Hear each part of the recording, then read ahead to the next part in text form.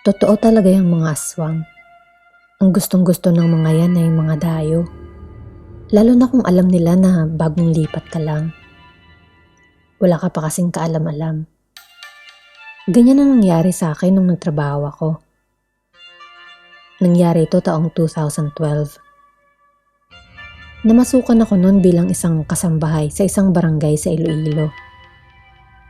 Noong mga isang buwan na ako doon sa amo ko, inutusan nila akong tumulong na magbantay sa sari-sari store na pagmamay-ari nila.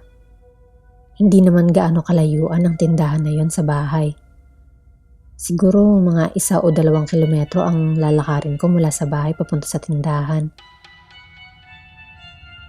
Maliit lang itong sari-sari store at mayroon na maliit na kusina din at higaan sa loob. Doon pala kasi minsan natutulog yung mag-asawa na amo ko. Unang araw ko noon na tumulong magbantay sa tindahan. Nasa may likod dito banda ng maliit na palengke sa lugar namin. Kaya medyo okay naman ang benta. Nung mga 7:00 na ng gabi, napansin ko na matumal na ang mamimili sa tindahan at konti na lang ang dumadaan na tao. Maaga pala magsisara ang mga tindahan. Hindi ko napansin yun dati kasi lagi lang akong nasa loob ng bahay. Mga bandang 7:30, bigla na lang si ate nagpaalam na aalis siya at ako na lang daw magbantay sa tindahan. Nagsusugal kasi yun si ate, kaya minsan bigla-bigla na lang aalis. Tinuruan niya na lang ako paano ikandado yung mga bintana at yung pintuan. Doon na lang din daw ako matulog sa tindahan, tutal may higaan naman doon. Nagmadaling umalis si ate at iniwan ako mag-isa sa tindahan. Ayos lang naman sa akin, hindi naman ako matatakutin na tao. Nakasanayan ko na kasi nung bata pa ako na kapag nangingisda ang mga magulang ko at dumadayo sa ibang lugar, naiiwan ako sa bahay na magbantay sa mga nakababata kong kapatid. Pero hindi ko alam na sa gabing yun, makakaranas pala ako ng nakakatakot na pangyayari. Mga 8:30 na ng gabi, nagsara na ako ng tindahan. May maliit din na kusina doon sa tindahan, kaya nakapagluto ako ng pagkain. Pagkatapos ay nahiga na din para matulog. Wala naman kasing TV o radyo doon, kaya wala na rin magawa.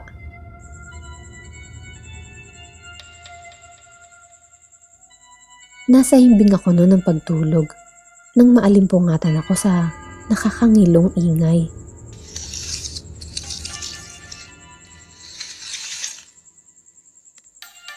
Tumayo ako sa pagkakahiga at tumingin sa paligid. Narinig ko na sa bubong pala nanggagaling ang nakakangilong tunog. Parang may kumikis-kis sa yero na bubong, kaya naman ang lakas ng tunog nito. Maya-maya pa, nakarinig ako ng ingay ng baboy sa bubong, kasabay nung nakakangilong kaluskos.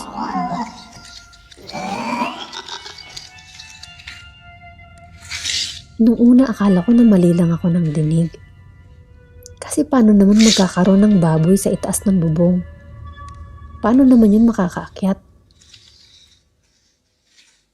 Pero pinakinggan ko pa ng maigi.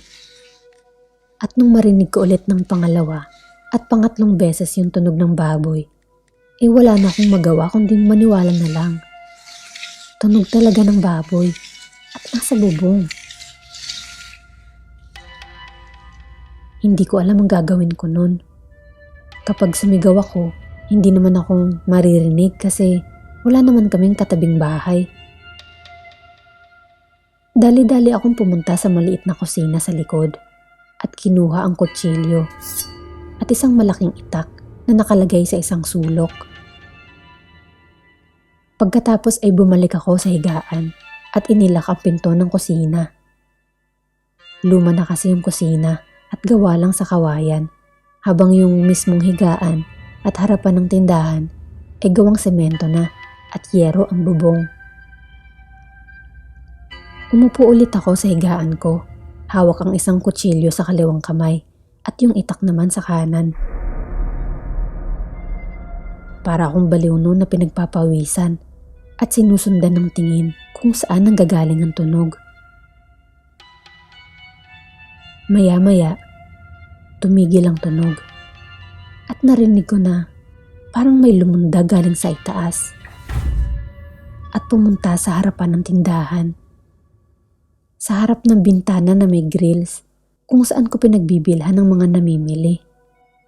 Pinipilit itong buksan pero hindi niya naman magawa kasi inilak ko ito.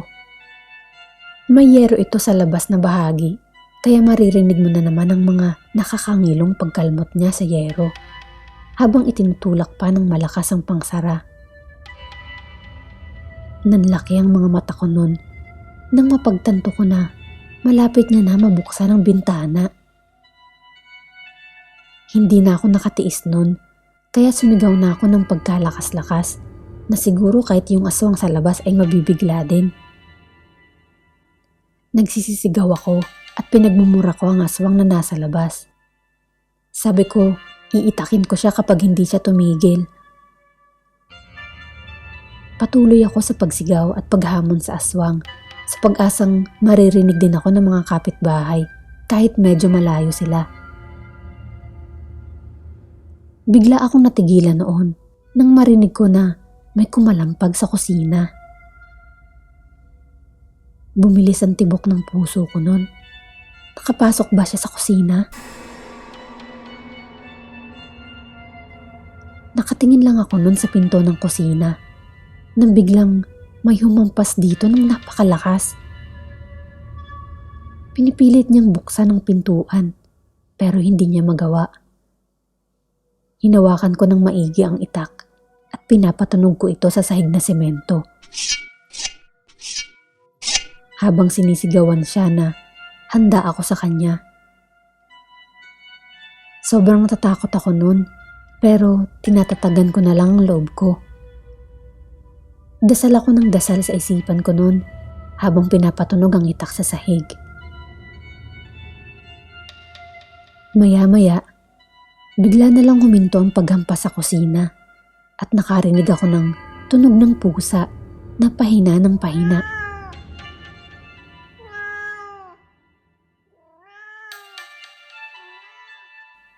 Maya-maya, may kumatok sa pintuan.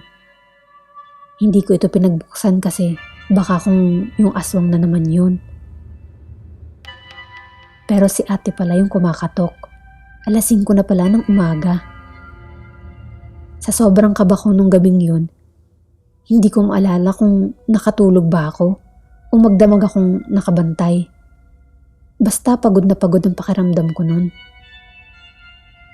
Pinagbuksan ko si ate ng pinto at nagulat siya kasi hawak-hawak ko pa rin yung itak. Ikwinento ko sa kanya ang pangyayari pero hindi naman siya naniniwala sa akin. Pusa lang daw yun.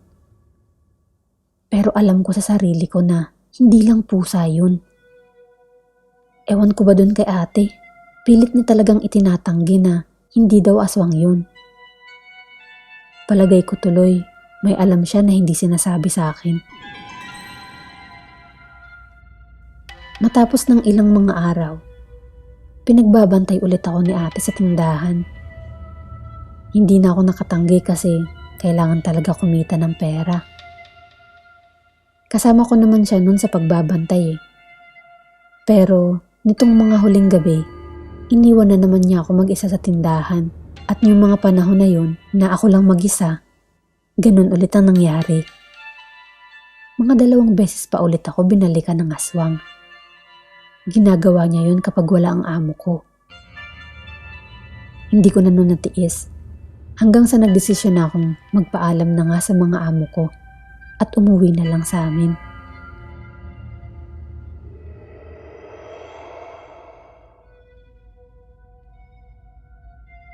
Hindi ko alam kung nagkataon lang o kung totoo nga ang sabi-sabi. Pero yung karanasan ko talagang hindi ko makakalimutan. Nakatira ako nun sa isang bahay kasama ang mga tiyahin ko at ang pinsan ko na noon ay buntis. Nakahiligan ko na ng paglalaro ng video games sa computer o kaya naman mga mobile games. Madalas hawak ko ang cellphone ko at madaling araw na natutulog kapag walang pasok. Madaling araw na ng Sabado, mga 2:00. Naglalaro ako noon ng Silent Hill horror game sa laptop ko. Nakikinood naman noon ang pinsan ko. What's that? Sobrang kaba namin ng pinsan ko kasi sobrang matatagalan talaga ako buksan yung mga pinto kasi kinakabahan ako. Focus na focus kami noon sa paglalaro. Nang biglang tumahol ng malakas yung aso ng pinsan ko sa labas ng bahay. Sinaway namin yung aso mula sa bintana ng kwarto. Pero maya-maya lang, tahol na naman ang tahol at parang galit pa ito. Nabahala kami ng pinsan ko kasi baka kung ano na yung tinatahulan ng aso niya. Bumaba ako galing sa kwarto namin sa second floor at sumilip sa bintana sa gilid ng pintuan ng sala. Nasa harap kasi ng gate yung aso at parang may tinatahulan talaga ito. Binuksan ko yung pinto ng bahay para tingnan at para itali na rin siguro ito sa likod ng bahay. Baka makaperwisyo kasi ang pagtahol nito sa mga kapitbahay. Paglabas ko, nakita ko na may tao pala sa labas ng gate na parang lumilingat-lingat. Yung tipong parang gustong pumasok pero hindi niya magawa kasi tinatahulan siya ng aso na nakaharap sa kanya sa loob ng gate namin. Lumapit ako sa gate at tiningnan ko kung sino ba yung nasa labas ng gate.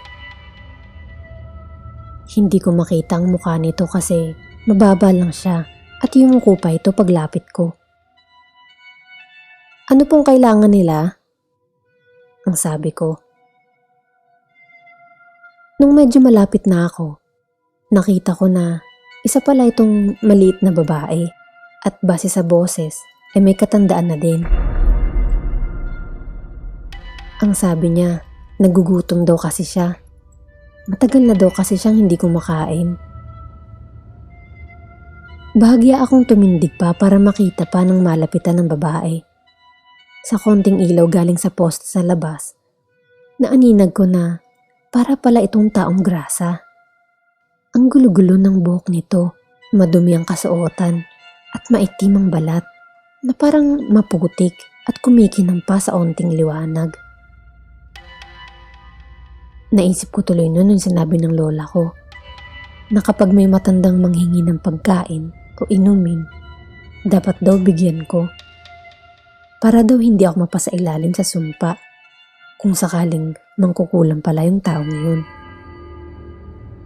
May mga ganun daw kasi, parang nangtitrip lang. Susubukan ka nila, tapos kapag mali ang ginawa mong reaksyon, paglalaroan ka nila. Natakot ako nun kasi gabing-gabi na. Bakit may taong grasa na nasa labas ng gate at manghihingi ng pagkain? Pumasok ako kaagad nun sa bahay. Ang dami ko na tuloy na naiisip. Bumaba naman ang pinsan ko para tingnan ko anong nangyayari. Ang tagal-tagal ko daw kasi. Sinabi ko sa kanya na may babaeng nanghihingi ng pagkain sa labas. Wala pa naman nun si Natia kasi nakipag-birthday sa kapatid niya sa Cavite. Ang ginawa ko nun, pumunta ako sa kusina at kumuha ng kutsilyo. Naghanap ako ng pagkain na pwedeng ibigay at nakita ko ang saging sa ibabaw ng mesa. Kumuha ako ng 2 at inilagay sa plastic. Patuloy pa rin ang pagtahol ng aso sa labas. Lumabas ako ulit sa bahay na dala ang plastic sa kaliwang kamay at yung kutsilyo sa kanan. Ipinala ko sa pinsan ko ang pinto pagkalabas ko. Kinakabahan kasi ako at kung hindi man kukulam, baka aswang pala yung babae na yon. Pinagilid ko muna yung aso. Hindi na ito tumahol, pero umuungol pa rin ito sa galit. Kahit takot, mag-isa akong lumapit sa gate ng bahay. "Heto po ang saging, sayo na po to," ang sabi ko sa babae. Dahan-dahan kong inabot ang plastic sa itaas ng gate. Nagulat na lang ako nang dahan-dahan ding sumilip yung babae sa akin. Kinilabutan talaga ako sa mga mata nito. Hindi ko alam talaga kung anong klaseng tingin ng mga yun.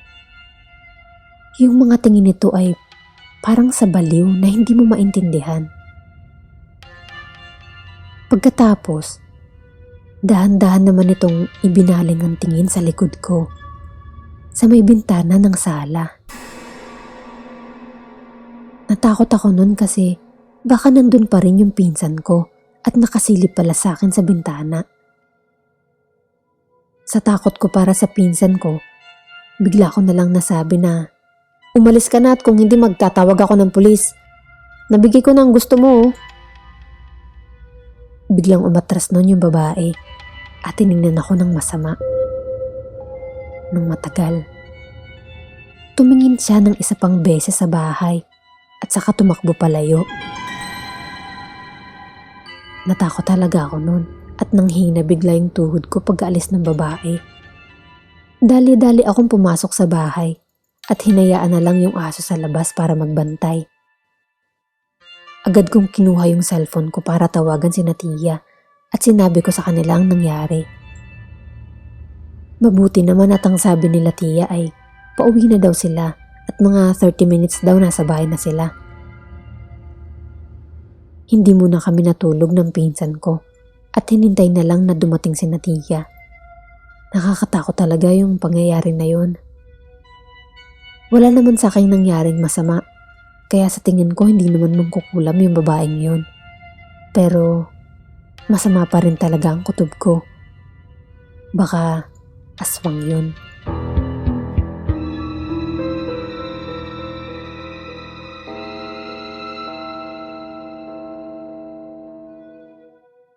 Maraming salamat sa pakikinig. Please like and subscribe para updated ka sa mga bagong videos. Pwede kayong mag-send ng inyong kwento sa philippinetales@gmail.com o kaya naman sa Facebook page natin. Yung mga links nasa description box. Para sa mga shoutouts, comment lang kayo sa baba. Maraming salamat ulit.